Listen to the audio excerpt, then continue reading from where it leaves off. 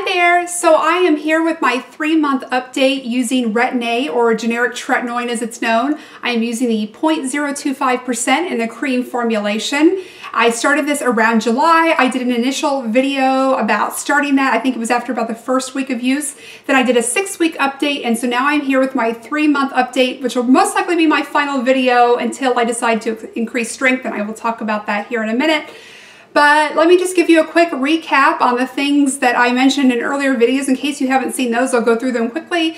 I did experience a little bit of tightness and dryness in my skin, as to be expected when you're starting something like this. It really wasn't anything major. I have mentioned before I was using an over-the-counter retinol product, the Poetry in Lotion from Dermadoctor. I was using that for about 3 years, so I did have a little bit of an adjustment before I went into the prescription strength Retin A product.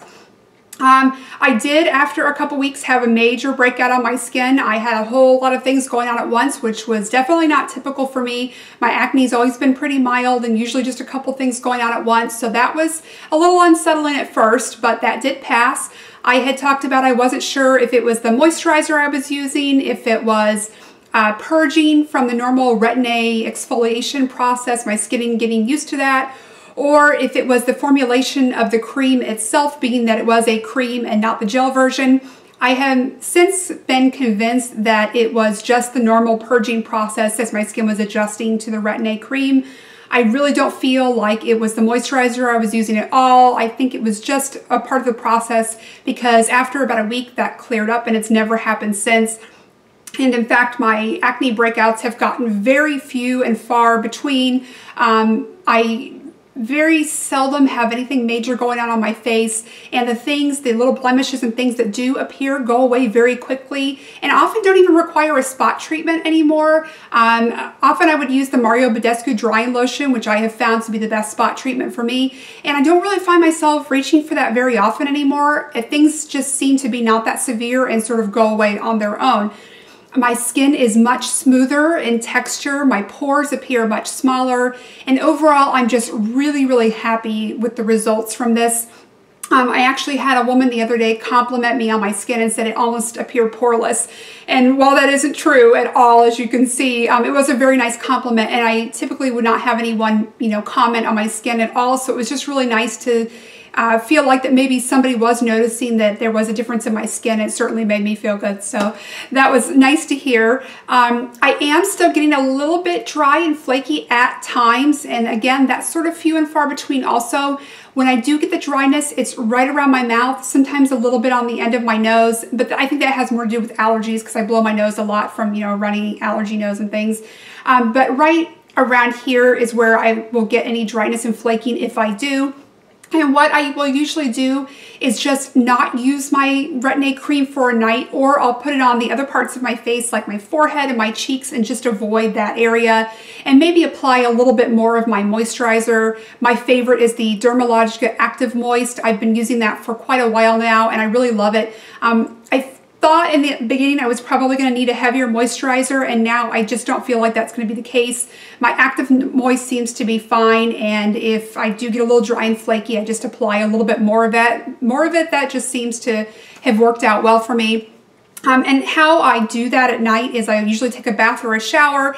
I will wait for 20-30 minutes after I get out of the shower, make sure my skin is very dry. If you do apply the Retin A or tretinoin cream when your skin is still a little bit damp and moist from bathing, it can cause some additional irritation, so it's just sort of important to make sure that your skin's really dry before applying it.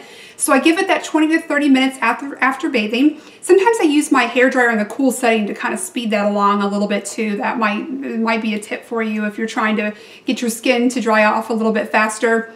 So I do that. I apply the Retin A cream all over my skin, and then I wait another 20 or 30 minutes and apply my moisturizer if need be. Now, if I feel like I can go without the moisturizer, I try to do that. I feel like even though I'm waiting the 20-30 minutes for the Retin A to sink in, I still feel like it probably does a better job when it's not diluted down by any moisturizer, but sometimes it's unavoidable. So if if you're using this product and you feel like you need moisture, just wait a few minutes and then apply it. Let your skin have that extra, moisture that it needs. I think it definitely helps in the long run.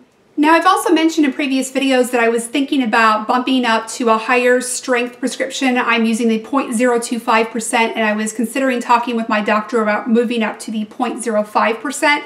That's still something I'm thinking about, but I decided to sort of reevaluate that after the beginning of the year. And the reason why I'm doing that is because I had read a couple of times that sometimes it's better to start a Retin A regimen, especially if you've never used it before, in the summertime when the air is a little bit more warm and humid. It just helps the adjustment a little bit better. So even though I've not had a whole lot of dryness and flaking, I just felt like moving into the cooler, drier months, even where I live, it might be a better idea to wait to go up to the higher strength until the winter has passed, or at least we're moving into a little bit warmer months. I just felt like it sort of might be an unnecessary change that I don't really need right now. I'm pretty happy with how the 0.025% is performing, so I don't really see any reason to rush into the higher strength, but definitely something I am still considering. My doctor had mentioned when I first started the prescription that, just to let him know when I was ready, and he would write me for the higher strength. So it's something I'm considering, but I'm just going to wait a little bit on that.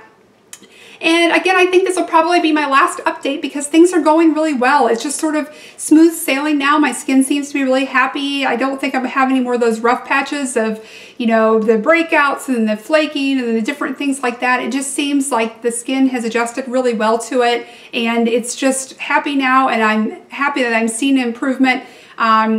Worth mentioning is I did not really start seeing a lot of results until about the 10-week mark, and that's very common and very typical of the Retin A. It takes time for your skin to adjust to it and to start, recognizing it and working with it together.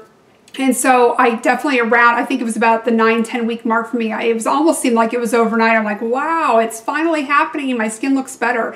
So anyway, I'm really glad that I was sort of patient and waited it out. If you are starting Retin A for yourself and you're going through those rough spots in the beginning with breakouts and dryness and things, know that it usually does get better. If you're very concerned about it, of course, talk with your doctor. I don't have any medical training. These are just my experience with the product. But there are some adjustments to be expected. And so if you can get through that part, if you're comfortable doing that, then it's definitely worth the results that you'll experience. But it does take some time, so it does require some patience. So anyway, using my Obagi SPF 50 every day, especially days that I know that I'm going to be outdoors, I'm really conscientious of using that. Sunscreen is not optional when you're using Retin A. You really have to protect your skin. It's much more sensitive and susceptible to sun damage when you're using the product. And just, keeping up with my Dermalogica Active Moist when needed. And that's really the only kind of routine that I have now. So anyway, that is it. I hope that you found this helpful. I thank you so much for watching, and I hope to see you very soon. Bye-bye.